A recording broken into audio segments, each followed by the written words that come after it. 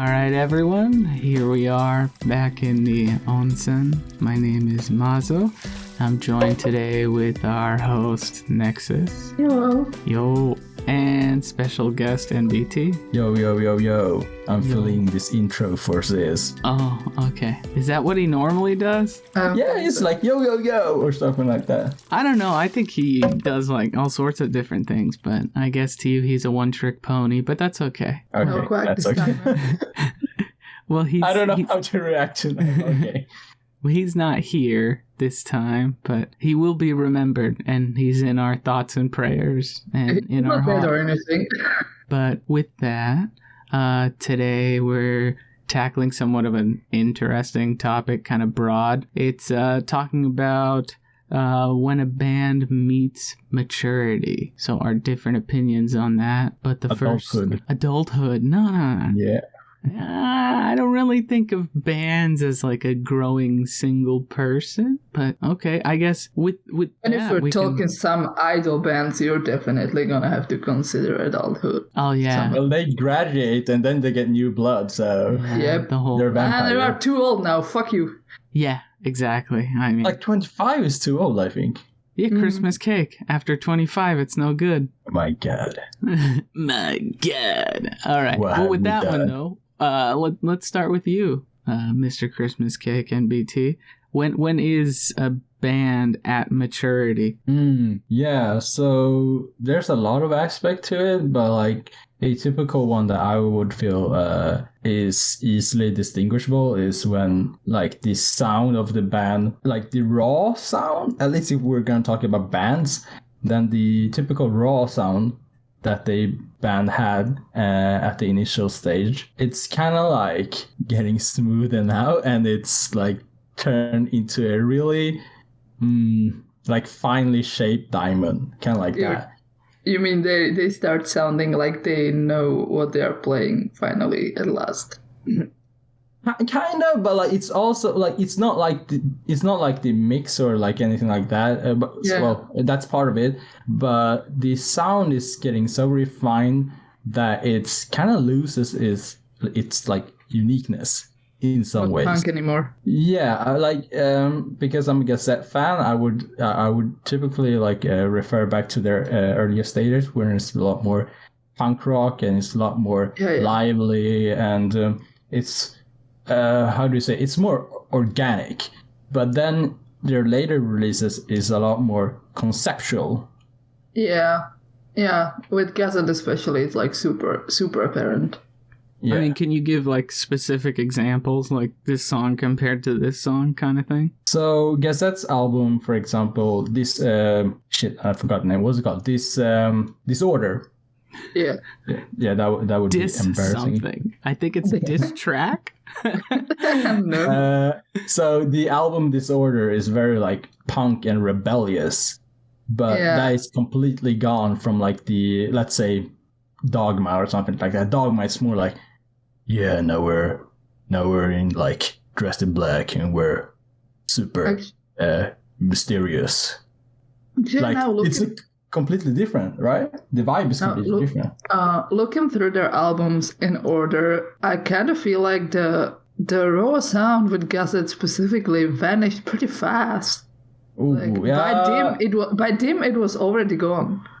Well, Dim is kind of late anyway. Yeah, but I mean, if you have like Disorder and then I forgot, like Nail a second. Yeah, Neil, yeah. So around there you get to Stack Rubbish, and that's kind of like somewhere like in between, I would say. I'm not quite sure where the conceptual she started, but the music is more polished. It's like more refined, more Polish. But you guys seem to, or NBT in particular, maybe Nexus a little bit, you seem to be focused on when the band starts developing concept albums, which I never put two and two together with them, because that does seem like a later in the journey kind of thing. Yeah, like we did the regular thing, now let's do concept albums. We're out of ideas. I mean, unless you're black metal or something where every album's a concept album. Yeah. Well, here's the thing though. I feel like after they did the concept album with Dogma, and then they just stopped doing that because like Ninth and Math are just albums to me. I don't know where the concept is. I don't know if you see it. I don't. With Mass and with Ninth, you have like you see it quite easily if you look at their like promotional stuff and their music videos, that there is kind of like a common theme between them. But I don't know exactly what the specific concept is, but I think they also went back to basis with Ninth at least. I'm not sure about the details on Mass. What somehow watching the single Blinding Hope video for Mass just made me realize that I never quite put it together that when it comes to music videos, Eruki seems a little obsessed with white girls. Have you noticed that? There's always a white girl in the music video. Why do you mention Rookie? You have that in the whole VK industry. Well, why are we saying Rookie though? It's the whole band. It's not like he makes every single decision and has the final say in everything. I'm sure, it's weighted. Okay, yeah, you're right. For a while he probably did, but okay, Gazette are really obsessed with casting white girls in their videos. Okay. So let me bring up this example here. Golden Bomber made a... Oh, you can't just say Golden Bomber. You gotta do it the way you always do. Golden Bomber Thank you. made a music video that was a parody of like all the old VK bands. You know the one I'm talking about, right? Yeah, probably, yeah. They had like some like actors like just showing up, like some girls there, and typically it's a white girl, right? So they also used a white girl here for like their parody. So it's obvious that this is a recurrent thing in the VK scene. Now that I'm thinking about like Backtake and other bands, I'm totally full of shit. They all do it. Yeah, all of them. So, since you mentioned it, I was talking to one of my friends pretty recently, and I don't know if with Gazette it was always, but he seemed to be saying that a lot of VK bands, when they've quote-unquote made it, that's when they start to stop using Japanese women in their PVs and start using Western women. Yeah, it's because the Japanese women are probably just their friends helping out. And then they stop hiring people. Now we can hire the white women. That's interesting if they're their friends, because like I think of PVs like Raison d'Etre and... Nega's PV for Muddy Cult, and it's like, hey, you mind getting naked on camera for me? Like, what kind of friendship is that? That's a different level, but I actually know a band, and I know like so there's one band, I can't say the name, but they hired they didn't hire, they asked a friend if she wanted to appear in their music video, and she is white. so they specifically... That's a shortcut to hiring the white models. Just be friends with one and just stick her in there. That's true. They made it already. They basically asked her. A big part of the reason was because she was white. So in Japan, your band has really not truly made it until you have white girl PVs. You can fake it till you make it. That's true too. Yeah, just put a blonde wig on a girl. Don't show the dress face. up one of the members as they did in the good old days. When they point to the most feminine one, you're the girl now, and then he's the girl. Fuck. And then he can never shake it. Okay. But there's one recent band that actually featured a I don't know if it's okay to say black woman, like Afro-American. Whoa, man. That's fine. That's fine. But so Acme featured a black woman in their music video, and I think they said that they were like the first Visual-kei band to do that. I can't think of any others. Yeah, I don't know either, and other ones. That's yeah. I mean, I can't think of one either. Like, a lot of them have like really strong German themes, like especially from like the 1940s. So or French. Oh no! Yeah. Don't go to the German side, man. It's gonna get out of hand. Here's the thing, though. I know we're already a little bit away from that topic, but now I'm seriously wondering if you know how for a while every single Visual-kei band had at least one crossdresser in it. Mhm. I really wonder if they all had it just because one guy wanted to do that, or because they felt like they had to, so they genuinely just picked one to do that because we need the girl one. Like Isn't another that part typically of the most the progress. like? I don't know. I feel like it's mostly because that what person usually gets the most popular, right? Really? Besides the singer.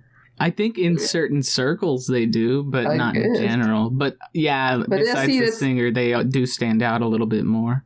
That's another thing. How we know a band has matured. If the crossdresser was forced into it, he stops doing it. Less thighs. From Yeah, the definitely members. less thighs, more pants. Yeah. More pants. Less I'm skin, definitely yeah. not specifically referencing Uruha or anything. Yeah. Not thinking about Uruha.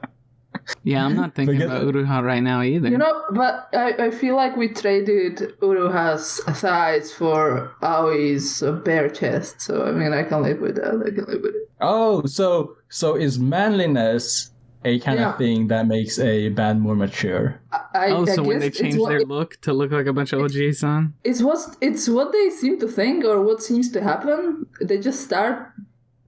I guess they are older, so they start dressing older because you know what I. I'm thinking like Kiryu, like those members are still pretty full on VK. Like they haven't that's changed true. much. They just put on more makeup to hide it. Yeah, their bassist. Sorry, I forgot the name of the bassist, but he used to look like a Lolita, like blonde hair and like purple highlights and stuff like that.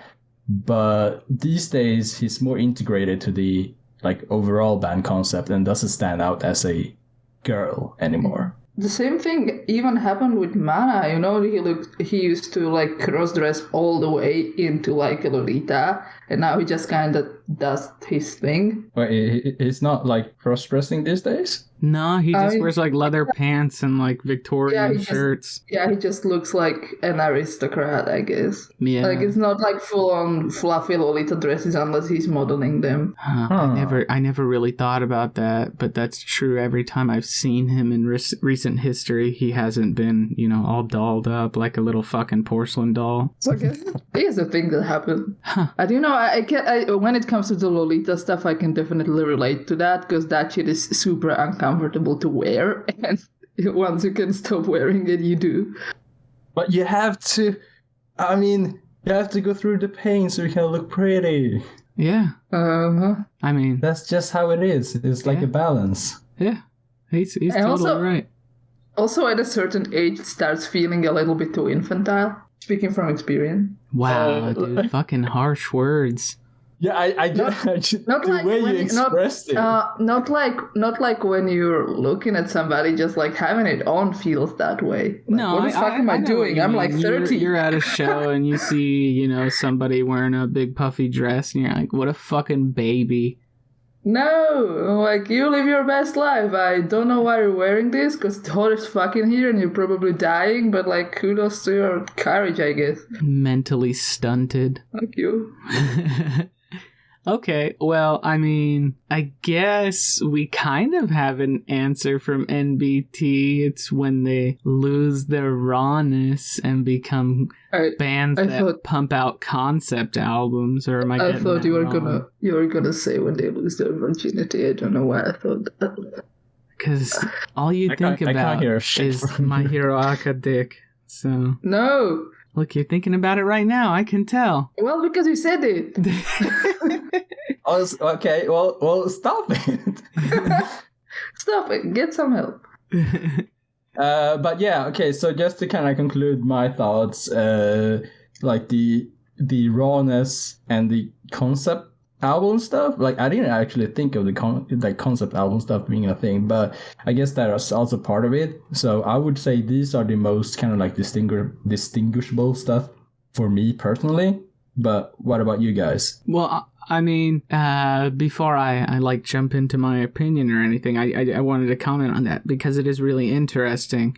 Because if you think about it, like a lot of bands, like it's like, a group of friends or people who happen to be into playing music thrown together for some reason or another, and they're just making music at first. But then later on, as they've gotten to know each other or been through stuff as a band or even as individuals away from the band. Finally, somebody's like, okay, time for the concept album. I have a story I want to tell. So help me tell this story, boys or girls or people. And I think that kind of makes a bit of sense that a concept album is a later in the career, mature band kind of thing.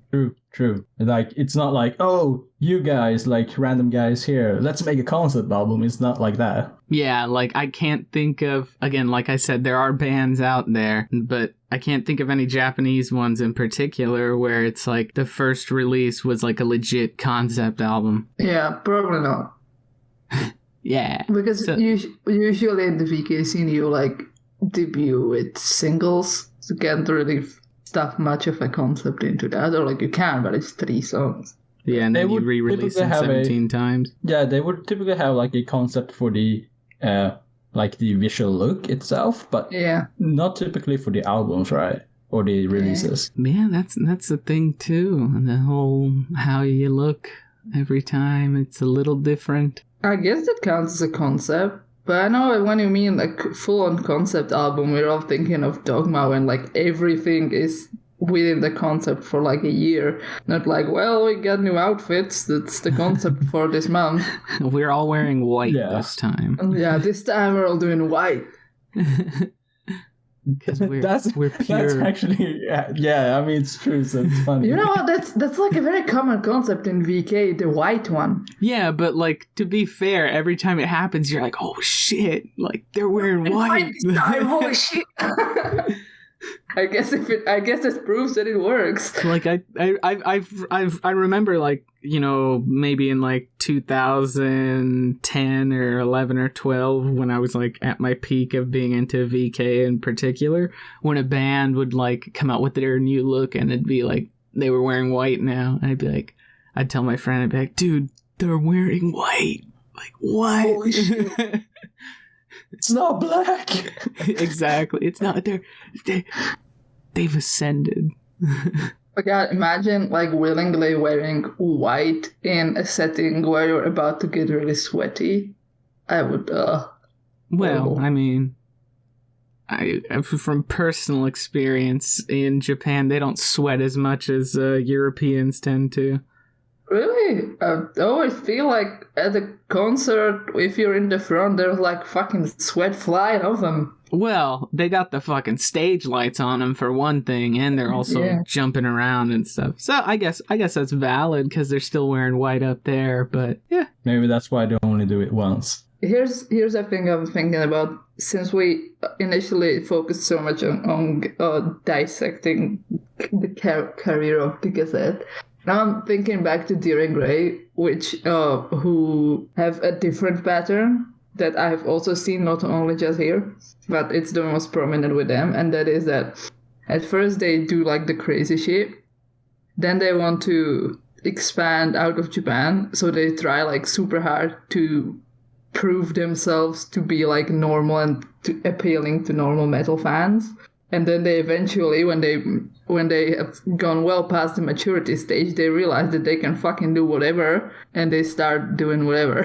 So I kind of disagree with the trying to sound or trying to be normal. Maybe not. Maybe they weren't like consciously trying to like fake it for the metalheads, but probably weren't. But like it was a thing that was clearly observable. They suddenly dropped all of the VK shit for like 3 years. Yeah, and then they suddenly got back into it. Just think of Kyo when he like shaved his head. I mean, that doesn't happen in VK. Well, I think they stopped being VK long before that. But what I was gonna say was one of the things that put them on everyone's radar much more than ever before was when they were in the Korn Family Values tour. And, you know, they're this band from Japan, and they get up there, and Kyo just starts beating the shit out of himself, and there's blood everywhere. People who were at those shows had no idea what the hell was going on. They didn't know what to expect. I'm kind of happy he stopped doing that. That looked concerning. I mean...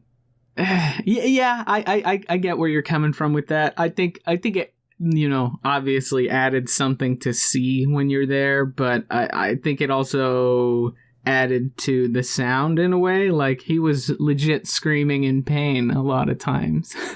Wait, was it real blood and shit? Yeah. Yeah, he used to like tear into the inside of his cheek so he could spit blood. Yeah, Dude, I think what? there were talks about him bringing like actual razor blades onto stage for certain things. Oh Lord, oh no. I'm just thinking, like, how do you do that for every show? Yeah, exactly. Like, masochism. that's why in a lot of ways it's good that he doesn't do it anymore. In more ways, it's better that he doesn't than there are ways like oh, I kind of miss it. Like, he bled for his art. Like, no joke. You would genuinely miss somebody hurting themselves on stage on purpose? It's the art. You're fucked up, dude. Oh, you don't even know. But in the past, like, I think during their VK era, there are times where like there's footage of him like backstage, like not downing, but like holding in his mouth like a full little cup of red whatever, and then coming out on stage and just all over the audience. But that was like prepped. When he's like 8 songs in and then punches himself like 5 times and then starts spitting up blood, that's a little different. Yeah. And then like he like I said with the razor blades, like the ones, the external ones, I don't know how you would fake those ones. So going back a bit about what Nixon said about the band, like jumping through the kind of like different audiences that they were targeting. So you mentioned that now they're in a stage when they just do whatever they want. So is this kind of like the Deer and Grey that we have today? Is that like the true Deer and Grey? I think in some ways, like personally, I think in some ways they are at a stage where they're established, they've matured, they know what they want to do, even though every album is still so different from the last, but they are comfortable with doing whatever they want to do. They're not chasing the dragon anymore. They're just doing what they want. So they're not being over the top, trying to get attention. It's just, that's what they feel at the moment. That's just what I see from the outside, though. Yeah, it's like the opposite of the high concept album and the super polished look of what you would have for like Gazette. If you see that you have like 5 members and they all kind of start looking different, because like I don't know how to word it, but like subscribing to different styles, because each one of them is just doing their whatever, because they're like super over the getting it. The VK face. Yeah, over whatever. One. It's just like, Die with his hair and Kyo with his conceptual androgynous looks, and then there's on the other side you have Toshia and the skirt, and Kaoru is just doing his thing. Shinya is, I don't know what Shinya is doing. His thing. His thing, yeah. Fishing. I mean, if you look at Shinya's solo stuff, it's like how it is called. It's like heavenly. It's like godly. It's it's angel-like. I'm the purest thing alive. That makes sense. I mean, that's Shinya. He's always been a little ethereal. Like kind of like a changeling. You're not quite sure if he's human. I mean, I will say, like, a lot of times I've told people, like, if you go and see them live, if you can get a good enough view of Shinya, it's very interesting to watch him compared to the other members, because it's like he's in his own realm. Yeah, he's not even present. He could be anywhere. Like, it's just real different. Like, when they have shows where, like, the cameras are rotating around or whatever, or if they even have ones where you can watch a whole song from his angle, it's interesting to see how different things are for him compared to everyone else. I guess you would be a little detached if you were sitting literally behind the fortress of drums. Yeah, and basically they're separated from everyone. Is that another thing that determines when you've matured, how big your drum kit is? I don't know. I think that's the drummer's personal preference. Honestly, Shinya is the only one who I can think of who literally has a fortress of drums. the thing is with when you have a big drum set, it could also mean that you have a lot of variety in your songs. Yeah. But a lot of like, I'm not gonna say specific drummer because I'm gonna get shit for that. But there are some drummers who just put a lot of stuff there. They don't use the shit. They just have it as decoration. So it's like a tick comparing contest, except it's yeah. I mean, it's completely useless, and I personally see through those people because I personally play drums. So for me, it's obvious. But like with Shinya, I think he's it's because he has so many like kind of tools that he uses for his different songs that he needs those different like toms and like whatever that he puts around himself. Specifically, one of my friends commented on the toms when I was showing him a video back in the day of Diron Gray playing live. He's like, Jesus, that guy has so many toms. Yeah, but like I wouldn't say the drums are a indication, like the size of the drum set is an indication of the maturity of the band, because I see like bands like Crossfaith. I mean, they on stage, their drum set isn't that big, but there's so much variety still, regardless if the drum set is small or not, because they. No, I'm laughing because it's like size does not matter. It's what do you do with it?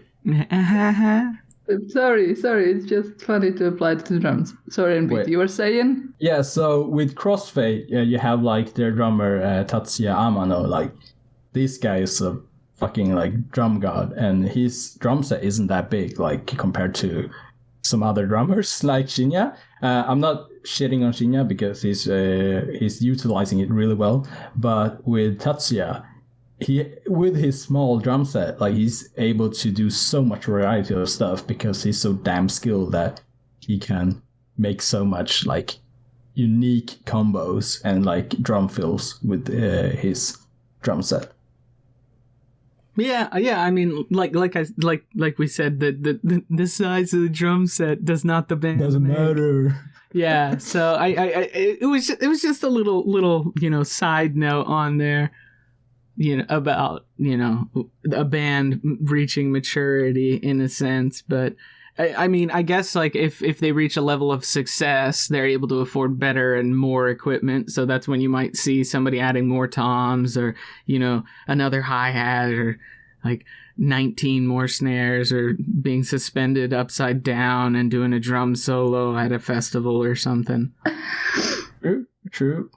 Yeah. So, since we've kind of gotten to this point and I haven't really said my perspective of it. So I think it was interesting, NBT, that you kind of talked about going from like punk rock rebellion to concept album. And I kind of agree with that in a lot of ways, not necessarily going into concept albums, but the way I look at it, my template is Diron Gray, where I don't feel like they went necessarily into concept albums. Like they did in some ways and they didn't in others. It depends on how you want to look at it. But everything is experimental. So up until a certain point, they were very much a Visual-kei band and they were putting out Visual-kei music. Then they kind of slid into the same kind of sound that a lot of Western bands had at the time. Not necessarily screamo, but like kind of a harder rock sound.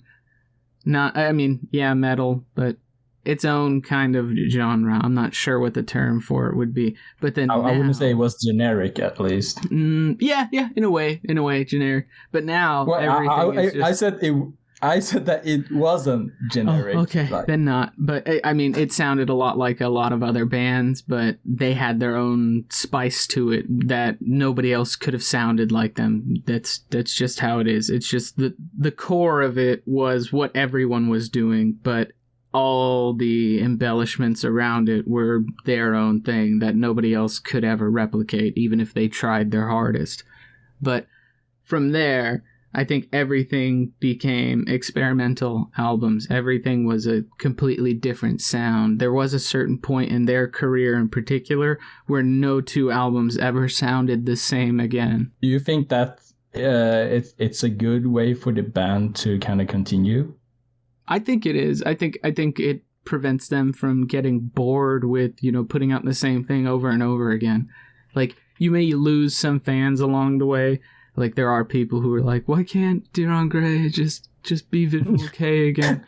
And there's that's the other fans that are like, why can't you just like go away and let them do their own thing? Because it's really interesting to see what the next thing will be with them. Like, personally, I haven't liked the last like 2 or 3 singles that much, but I'm still really interested to see what the album at the end of this little journey is going to be. But that's kind of what I'm afraid of, like with some bands, that if they experiment too much, like you as a fan will have a hard time appreciating it. Like, even if you try because it's your favorite band or something like that. I think. But go on. Yeah. Go on. Okay, so I had cases with, for me at least, like the band Sadi, or like Sadie, or yeah, I'm not sure how that one's pronounced. I think you're right with the first one. It's Sadi, but yeah, like I guess some Americans in forever. But yeah, so that band basically, in my opinion, sounded kind of like exactly the same from start to finish. So for me, I was like, oh, that's really nice, because I really like this band's sound. But after a while, it was really boring to get the same kind of sound because they were so safe with it. Yeah, exactly. That I feel like that is the danger of always having the same kind of sound. While there is the danger to constantly experimenting, it is a fast track to growth, and it is something that, I mean, I would like to say it's something that you can only do consistently when you've made it as a band, because clearly Diron Gray has made it. Clearly Gazette has made it. Like, the difference between, as we keep talking about, Dogma and, I don't know, Division, it's a huge difference. They're totally different sounds. But being able to do that is really interesting, and it's a way to bring in new eyes, and new ears. But also eyes. Thinking about, again, going back to Diron Gray and like a band experimenting, I think it also really depends on people's individual levels of fandom. Like, it's true that bands will always, not always, but there are going to be cases out there where a band is going to put out an album that just is not something the core fan base is going to like. But depending on your level of fandom, like, there were people around who legit loved Kai. Well, I didn't particularly listen to that album, so I don't really care. Yeah, see, you don't really care, but there are people who love that album, and that doesn't sound like anything else Diron Gray has ever done. That's kind of the point. And there are people who loved that album at some point and have probably moved on to K-pop or something now. I don't know, not to diss K-pop, but like, that was their fandom at that time. So they loved whatever it was that was out at that time. But can you kind of like explain why that one was so different? Because I don't really have an idea why it was. Well, Kai was just an album of remixes. It was more electronic music than rock or metal or anything else they've ever done. I mean, sit down and turn it on and then turn it off after the first song once you get the point, because you probably won't like it. Like, there's songs on there that I like, but it's definitely not anything like any of the other albums, which you could say that with any of their albums in a lot of ways, but this one's very, very different. Okay. So for me, I would say a band has reached their maturity once they're able to spread their wings and experiment and do whatever sound they're feeling like at the exact moment, and know that they're going to be able to put out another album doing the exact same thing where they're experimenting however they feel like and still be okay. I feel like the things that you just mentioned is kind of like the opposite of my take on it. Not to say that any of it is wrong, but it's interesting that like, if we're gonna compare, like, that Diron Gray is going kind of like backwards. They're being more experimental or raw in a way. So that's very interesting. Yeah, talking about these two bands in particular, Gazette and Diron Gray, Gazette has really like refined and sharpened, and they continue to grow with the particular sound that they're using right now. I can't remember the name of the newest album, but to say it's not an evolution of Dogma, I think is to not really understand the commonalities between them with their sound. But while you have one band that's honing their blade, you have another band that instead is just acquiring more and more weapons, in a sense. they're just doing different things constantly. So as you put it, it's kind of a loss of the punk rebellious style for someone like Gazette. And for Dir en Grey, it's just taking on different forms, experimenting, growing, looking for something else, whatever's going to be new for them, and just continuing to just change and change and change and put out new and interesting things. They've kept their rebellion in some way in that regard, but it's changed. I wonder if they'll reach one point when they're like really comfortable with their sound. Dir en Grey or Gazette? Dir en Grey. So like right now they're, as you mentioned, they're basically expanding their arsenal of sound and like teaching themselves about this stuff that they haven't touched on yet.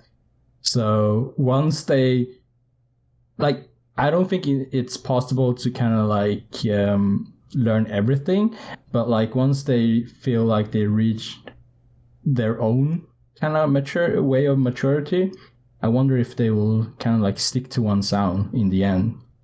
Yeah, I mean, we'll never know, because we'll know if the band ever disbands or halts activities or does the infamous indefinite hiatus. But until, God forbid, something like that happens, we're always going to be waiting for whatever the next big thing is going to be. I kind of think back of Gilgamesh. Okay, no one's going to do the meme. Okay. Gilgamesh. I was thinking it. Honestly, I was like, let him finish. Let him finish. Don't do the meme. I guess you guys reached maturity of not doing memes, but so Gilgamesh kind of they were very experimental in one phase when they started putting in electronic sound.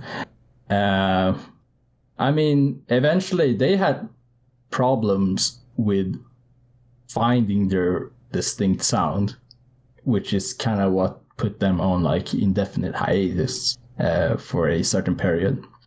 Wait, they are actually on indefinite hiatus? No. So that happened already, and then you're talking about pre-Chimera? Yes. So pre-gravitation. Gravitation.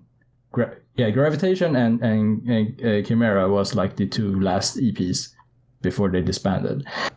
So they returned with those two EPs. And I personally think is when their sound solidified, but for some reason, well, as we kind of already know through all the stuff that they talked about online, they broke up. So I hope that's not going to be a thing with Dir en Grey. It's really interesting to think of it that way, because in some ways there are bands out there that experiment, and try all these different things. And then they'll release one or two things in a row that have a particular sound, and it's it's nice that they've made this sound that's very them. And then they're and we're done. Yeah. We did all that we wanted to do. And we finally got we did everything we wanted to do. We finally got to that point that you agree with us is great, and we're not gonna fuck it up. So we're just gonna go away now. They ended at the height. Let's back it up. Yeah, so that was very I don't see that happening with Dir en Grey. Honestly, I don't see them this next album sounds exactly like. But you didn't World see of that with Gilgamesh either, dude. I did. They were because they. I mean, I'm not gonna sit here and be I'm the prophet. I see everything, but I felt like they were personally. I felt like they were kind of falling off after Music. I think Music was such a good album and was when they reached somewhat of a peak, And then everything after music for me was progressively less interesting. And I didn't even know they had done an indefinite hiatus before Gravitation and Chimera. I was just like, oh, they're back. These are okay. But I don't know. I think you didn't have this same kind of insight that I personally think I had. Like because I was following the band constantly, like waiting for them to get back on their feet again. Just refreshing their MySpace. Yeah, well, MySpace, okay. But like the thing is, I was like sitting through and like I was struggling with listening to their music. I was like really trying to get into it. So when they eventually came back after the hiatus, I was mind blown like how good the album was. And I think a lot of people were too, because we wrote about it and we had a lot of people reacting to it the same way as I did. So when that happened, like after 2 EPs and they announced their disbandment, like for us, like the people who really got into Gilgamesh again, it was devastating because it was a complete surprise. They were stopping when they reached another peak again. So that was why it was so surprising. Yeah, it hurt.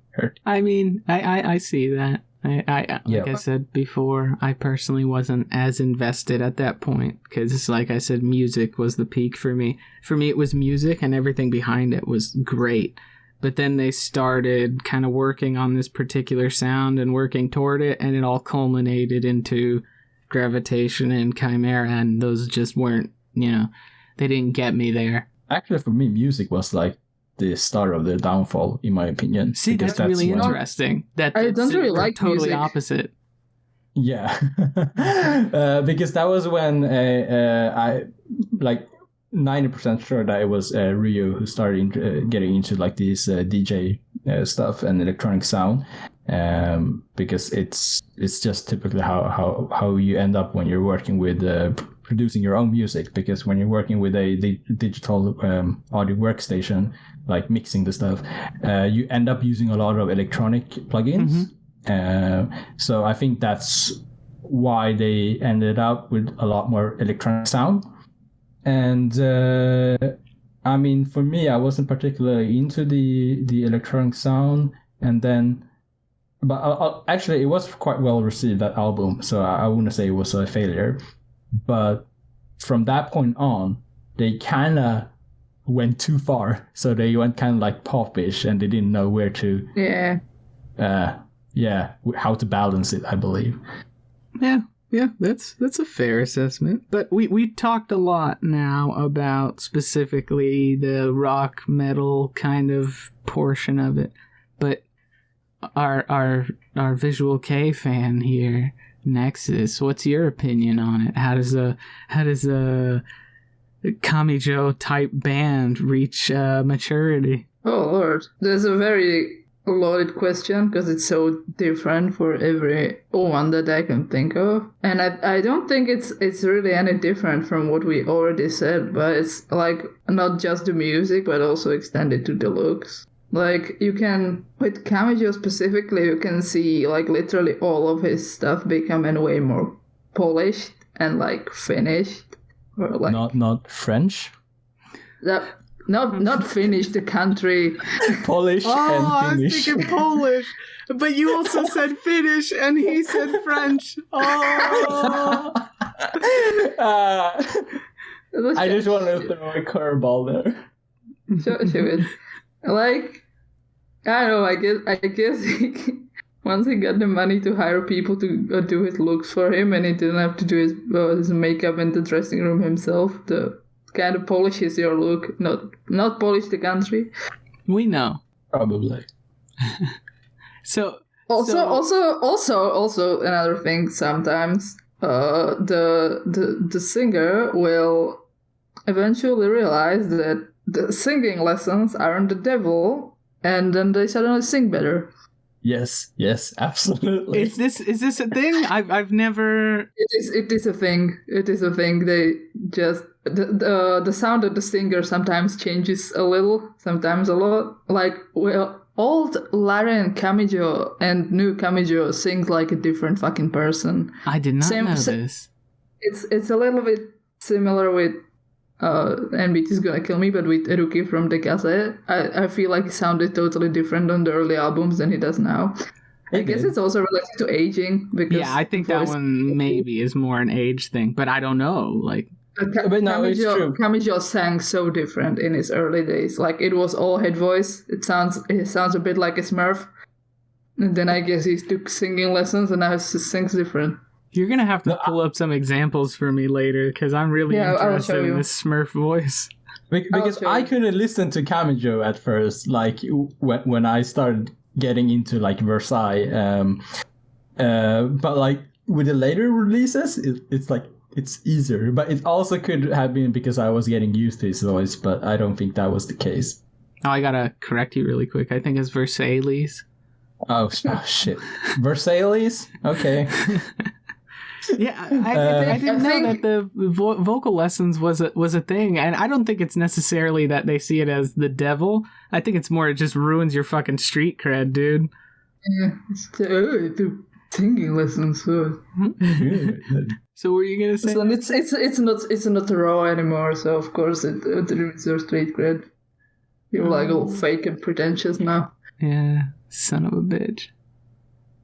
Well, I think even Miyavi admitted to taking singing lessons, didn't he? I think everyone takes singing lesson when they reach a point. I mean, it doesn't make sense not to. Yeah. I don't know. Take singing lessons, people. I mean, when you reach a certain point is a good point, because I was gonna say, like, there's some singers out there who come around and like just some of the things they're able to do. Some of the ways they're able to sound, specifically if they're not a band that does a lot of clean vocals, I don't imagine them needing or feeling the need to take vocal lessons. But I don't know. Like wouldn't you want those to learn the correct screaming technique so you don't fucking shred your throat like everybody does and then have to go on a hiatus for 2 years? Yeah, like Whitechapel or something like that is a famous example. Or I think Avenged Sevenfold had something happen to their singer. But yeah, that's a really good point. But I think there's some vocalists out there who are just naturally that great, right? And I think they can tell whether or not they need help. I think it's a misconception that scream vocalists don't have to take vocal lessons because... I'm not saying they don't have to. I'm just saying some of them just don't feel the need to. I mean, there's probably some vocal... there has to be some vocalists that kind of like teach themselves like ways of doing it correctly with experience. But I think for most, it's difficult to judge yourself objectively, and that's where the vocal coaches comes in, because they make sure that you don't, as Nexus said, like mess up your voice.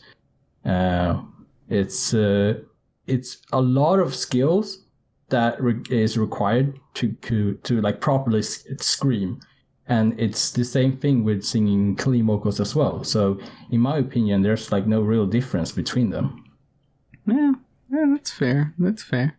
It's just like, particularly for me, I'm thinking of somebody like Keisuke from Deviloof, and I'm trying to think like some of the stuff he's able to do, especially, I mean, now anybody can hear it since it recently got put out on Spotify. But if you listen to Mob Rule and Newspeak, I think it's in particular Newspeak, which there was a PV for it already anyway. Oh, wait, they're on Spotify too? Yeah. They just 2 days ago they announced that they're back on Spotify. Oh, nice. But there's some things he does in Newspeak that are just outrageous. Like the way he's able to manipulate his vocals in that one are just absurd, and it's just interesting to think of him taking lessons. But then at the same time, I have to say, I don't really know what happens in a vocal lesson class. I mean, who's to say there's not, some awesome scream instructor out there? Like when I think of vocal lessons, I think of like somebody sitting there, trying to get you to sound like opera, but that's just stupid. That's not what everything is. Yeah, there's different type of lessons. There are people who will specifically teach screaming and such techniques. Not everyone is like classically training people. Yeah, exactly. And I'm just sitting here like, oh, all they do is classically train. Why would a death metal vocalist need to get classically trained in I don't know, singing falsetto or something? But I know that there are like scream vocalists who go even to regular like vocal coaches because they are still able to provide feedback for them and help them kind of control their voice. Yeah. So that's also like an aspect. But with Keisuke, how he got this good is because I taught him everything I knew. Shut the fuck up. I was like really expecting you to give me some super interesting insight because I know you've spent more time talking with them. And I thought you were going to be saying something like dropping knowledge bombs right now. And you're like, I did it, fucking asshole. You hit everything you love so well. about Deviloof is actually me. Yeah. Okay, let's move on. I should have known that Deviloof are good now because it's MBT's doing personally. He taught them all they knew, like all of the instruments. No, that guy is a genius, man.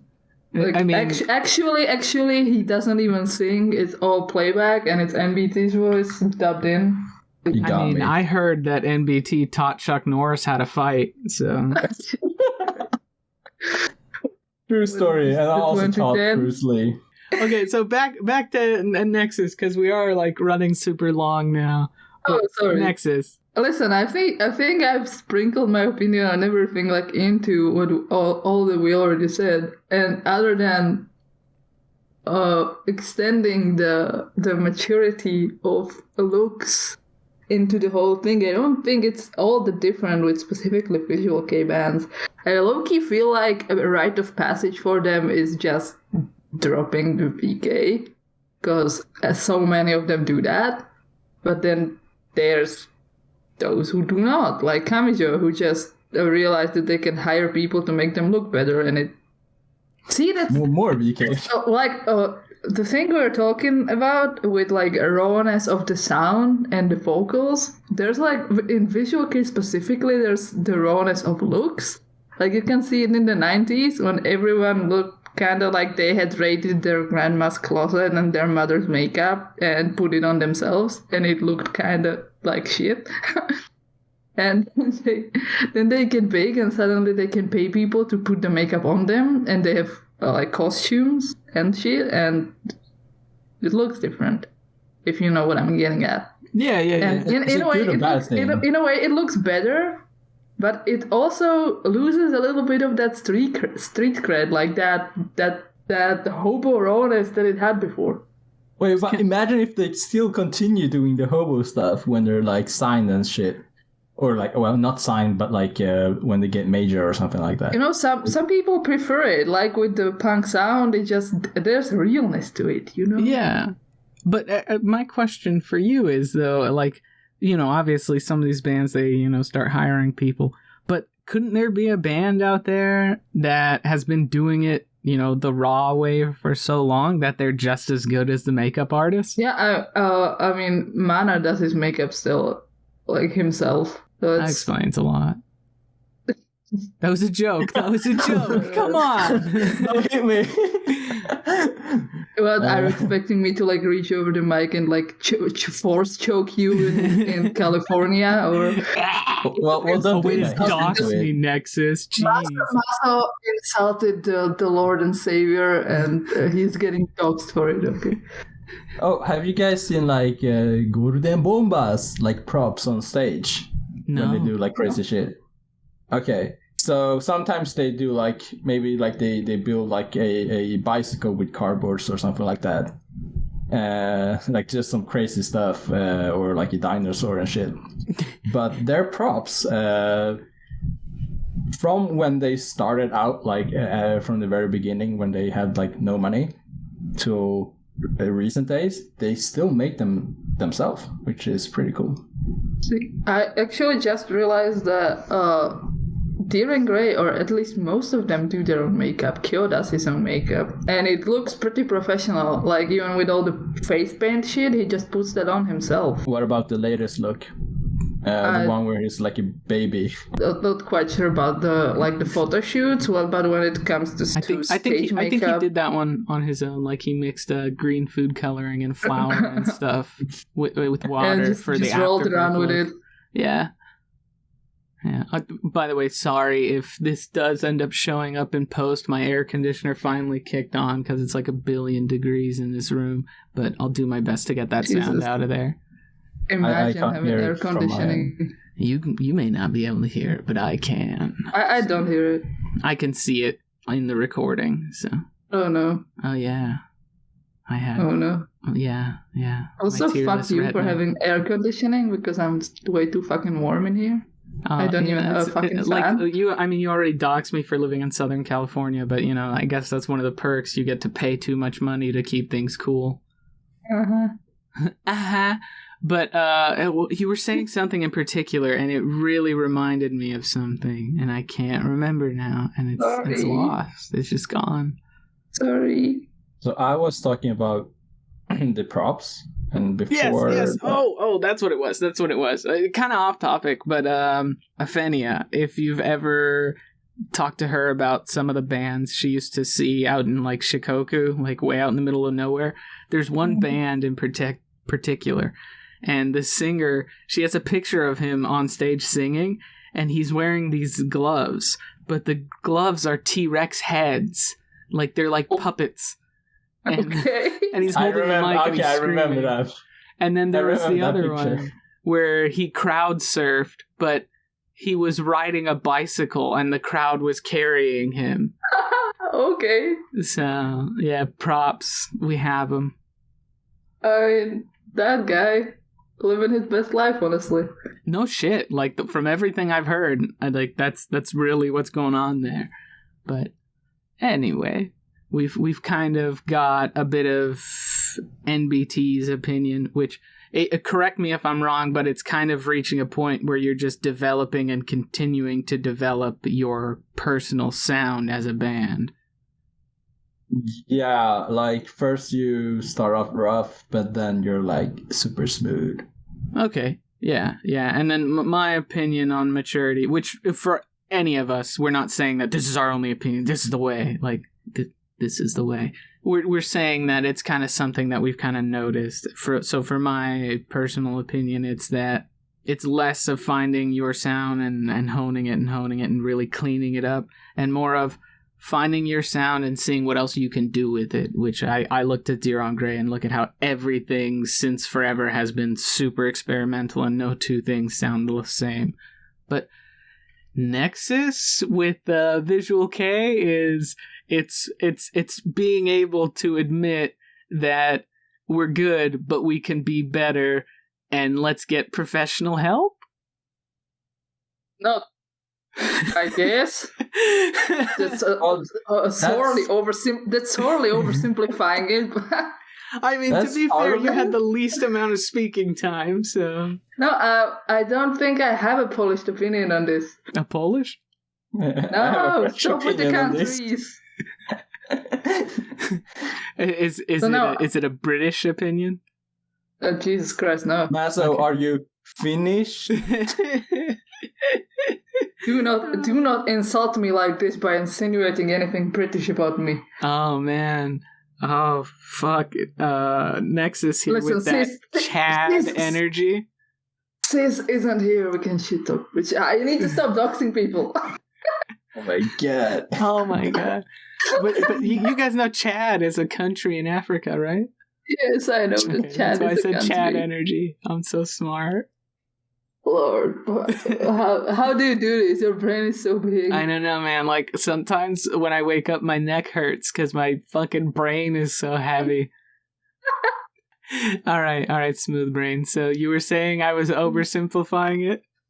Yeah, but I do not want to specify because I don't know where I am at with this opinion. Okay. But okay. one of the things you mentioned also was that I believe you mentioned that some bands dropped the VK, or did we mention it? Yeah, that's another thing. I just feel like it's not that different with VK and with non-VK.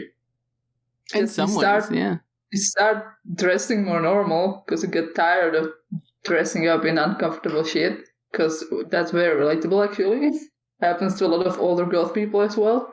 You just stop with the corsets because you don't want to be dying because they're uncomfortable as fuck. That's a really interesting point.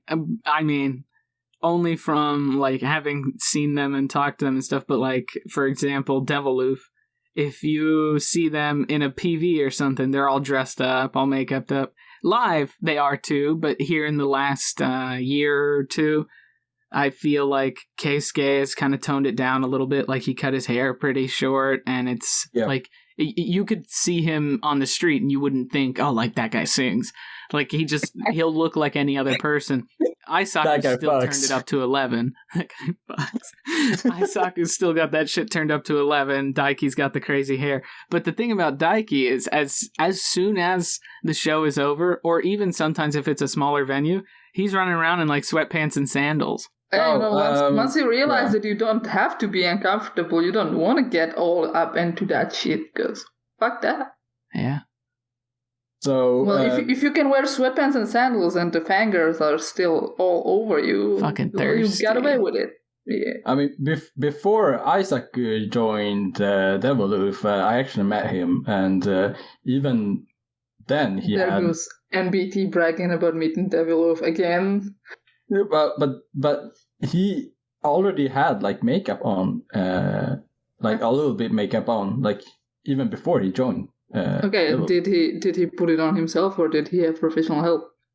No. He was just a guy. He wasn't a musician. Well, he wasn't in Deviloof back then. So. Wait, he was just a guy and he was wearing makeup? Band. Okay. Yeah, he wasn't in a band back then. Like, I mean, it was a period when he wasn't in a band, so he joined Deviloof. How did you fucking meet him? Who didn't NBT meet? Fuck. I know, seriously. Guy's got fucking Karu's phone number. I met your mom. All right. Well, we've kind of capped off our own opinions, but before we leave, just to look at some comments, because we did put out a question, little open ended, so we didn't get a whole lot of interaction. If you that was the plan. But it's all according to plan. All according to Keikaku. We do have from Twitter, Terry at BlackTerry22 says, I don't know if it's considered maturity, but in a band, I look at the bond with the members. If it is strong, then it's a success already. Which is really interesting, because none of us talked about the bond between members, because, I mean, I think in a way that's kind of like a thing that you don't really get to see that often, but like if you watch like a lot of tour videos and stuff, you do see the band bonding, or like everybody messing with Shinya or something like that. You know what? I low-key almost feel like it's the opposite. Like when a band is a thing, you know, for like a very long time, they eventually go to like this stage where they just seem kind of like coworkers, and they all have their own shit on the side. Maybe that's just an impression. Like, I'm not saying that they all fucking hate each other, but it feels like the longer a band is together, the more you can see the individuality of the individual members. More of repeating the word individual next, please. Would you say they are less of a family then? I don't know. I don't know where I'm going. I would say maybe they're just working on polishing their relationship. Nice. All right. Well, but when I heard you read out the comment, the first band that came to mind was the band Nightmare. And why? Go on. Okay, so for me, I mean, they've been doing their musics a long time together, and they also have like this like parody the band or whatever. Yeah, the alternate persona kind of band. Didn't they stop doing that alternate one? I think they're they just released something for them. Oh, okay. Yeah. They did go bankruptcy though. Like I don't know if it was a concept thing when they called it bankruptcy or not, but probably they're at least back, and the Sendai Kamotsu, I think it's called. Yeah. So I mean, if you can do something that crazy together, like as a band, and like still do it to this day for like I don't know how long they've been active, like. So long, at least. Yeah, Nightmare is super old. So it sounds so bad when you say it like that. It's super old. No, I always have to file this like a Visual-kei band, so recent, but then I forget that it isn't 2007 anymore. Like if the band was an animal, it would be a fucking dinosaur. No, that's Bhakti you're thinking of. You're either a dinosaur or you're not. Like. He's not either a dinosaur, a kitten, or a cat. But yeah, that was the first band that came to my mind, at least. I don't know about you guys. Do you have any, like, did you feel like a band that clicked when you guys read the comment? No, really. I can't think of any band that's been around for a while that like they seem like a big happy family. It seems like you said, NDT, like it's co-working at Nexus. X Japan. Every time I look at bands like I don't know, like Luna Sea or even Gazette or Deer and Grey, not that I think they hate each other, but I don't get like a big happy family vibe at all. They're as you mentioned, they're co-workers. You feel like that's their relationship. Yeah. Okay. That's fair. I mean, at one point, it's I guess it's just a job. Yeah, it is. I mean, when you get to the point where it's how you make your living, it literally is. Mm-hmm. Yeah. Okay. So here we have another comment from Ali Lee. This one says, a little bit of everything. Deer on Grey is a good example. I agree. They experimented with their sound / look over the years, and you can definitely hear the difference if you listen to old Zon and new Zon, which that's a really good point, especially because Deer on Grey tends to do that thing where they're re-recording / re-releasing old things today. And it, like the contrast is just insane. Like it's really nice. Like Domestic Fucker Family, I think was the most recent one, and that one was, oh my god, like I really liked how they changed it. I never like loved the original version, but this new version is like, whoa, I haven't listened to that one, but that was for me exactly the same thing with Zan, actually, so I agree. Here's a take. New Obscure is worse. I hate that thing. I don't not care as good as old Obscure. That's true. It's not a bad song, though. It's not bad, but it's worse. Yeah. Well, I mean, you can't remake what is essentially a classic and expect it to be better. I guess that's right. Like Obscure. Isn't Zon supposed to be a classic too? But okay, so probably to a different group. Maybe to more Japanese fans, they like Zon more. But I think amongst Westerners, Obscure it was very much a jumping off point. It was. Yeah. It holds a special place in our foreign little hearts. Yeah, exactly. So I think for other people, other songs of theirs, if they were to remake them, they'd be like, this is nowhere near as good as the original. I don't know. Yeah, so, I'm thinking back to like Gaziris or Gazette. I think it's Gazeti. Okay, sorry. So Gaziri's song Cassis. Cassis? Oh, Jesus, Cassis, the old one with the horrible English. Yes, I love the horrible English because it sounded a lot better. So the new version, like for me, it doesn't. There's a new Cassis? Yeah, with better English. When did they make a new one? It's years in ago. Their compilation album of their old songs, which is what? Remake. Traces is the album. Traces. Oh, I thought you said racist. I was like, yeah, I thought you said racist. I was like, I think it's Traces Volume 2. Yes. So I think it's the second one. I don't know which Yes. one I've heard, honestly, at this point, because No, you probably heard the first one. You heard the first one. Oh, okay. Thank you for telling me. So that's the one. But I mean, they have a guy now that helps them with their English, so I guess that's why. That kind of sucks. Like it's I don't know. It's nice if they help with the grammar, I guess, but the pronunciation, like, it's better if they keep it that way, you know? I don't agree. Yeah, that's because you're racist. No. Wait, you can say it and I can't? I didn't say it. Oh. Yeah, but let me finish, okay? Kanye I'm gonna let you finish, but Taylor Swift, Beyonce is better. her music video is better. It's a callback to the Grammys like 5 years ago or whatever. Anyway, MBT. Okay, so with Cassie's, like, the whole, like, vibe was completely different from the first, like, original version.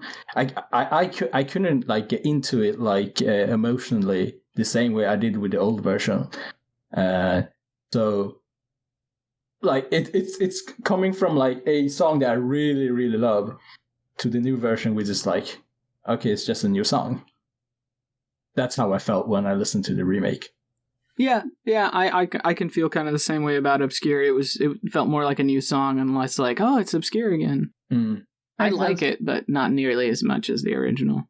Okay, so we also have Tara Lay, and they say music, sound, and lyrics, I think. A lot of music I grew up to sometimes sounded the same, and many had the same meanings as trying to be players or partying and having fun and sounding...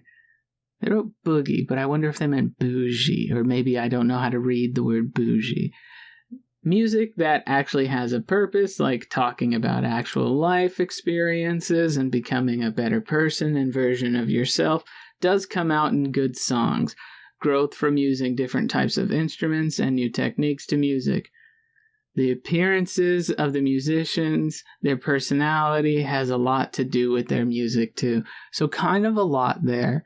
I feel like a lot of it is, from their perspective, is the band members actually maturing as people as well as their music along with them.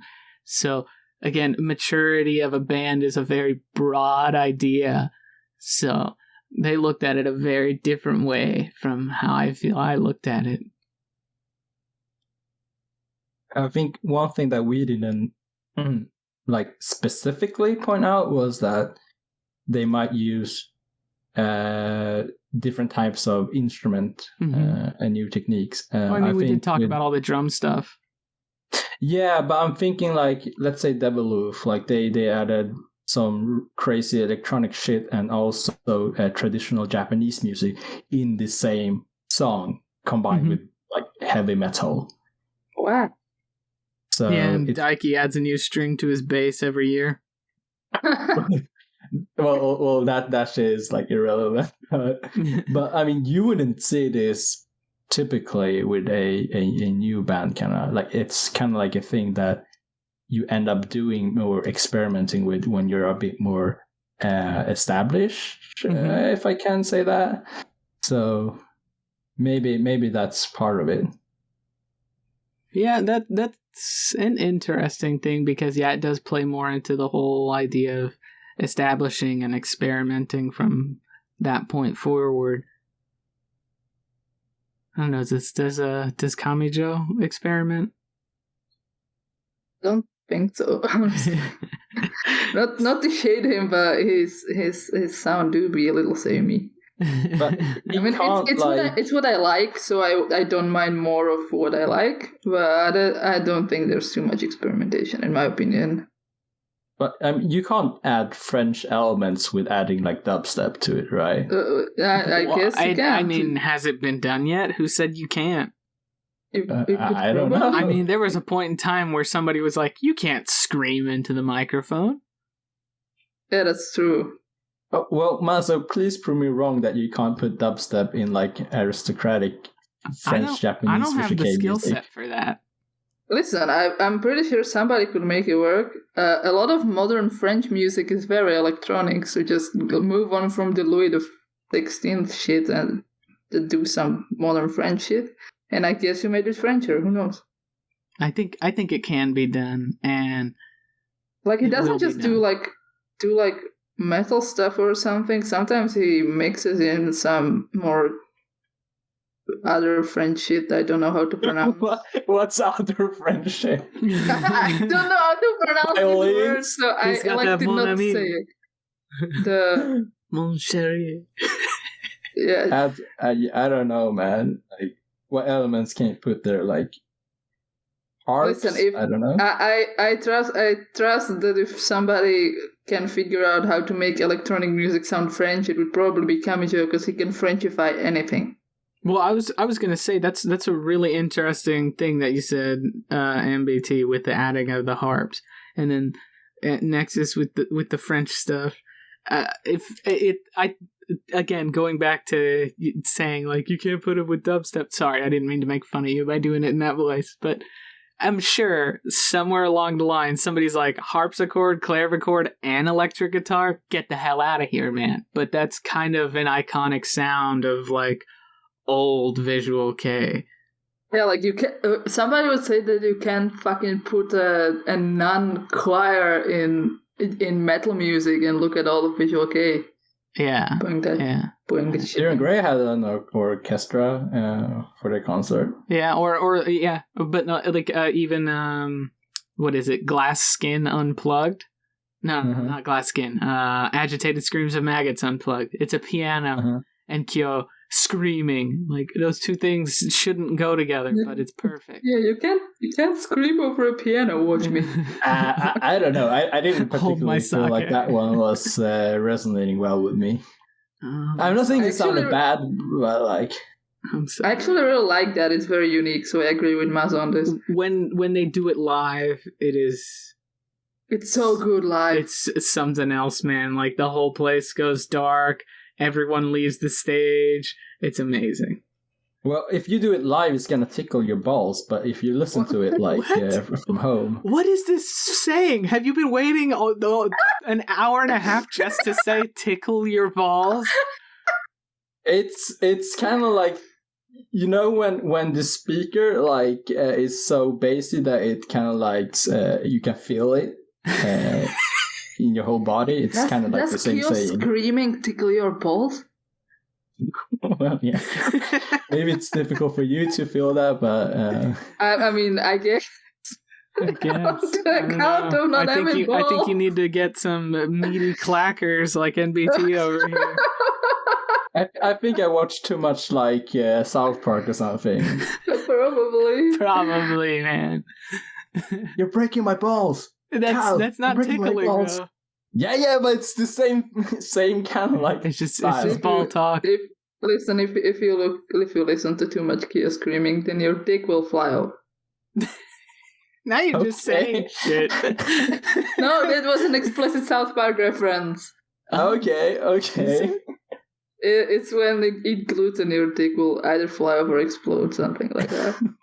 Okay, all right. Well, I mean, I think we're at a closing point here.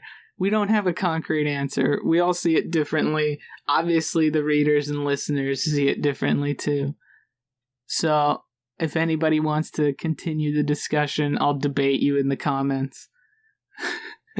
You'll fight them, right? Yeah, always. Let's destroy them with facts and logic. And if you think it was crazy that Nexus doxed me, wait until I fucking commission Nexus to dox you. So, oh Lord. With that, I've been your host. What's my name again? Mazo. With co-host Nexus. Hey, well. And co-host Sis is not here. He's not here. Don't expect anything. And special guest NBT. Quack. All right, we will see everyone next time. I don't know.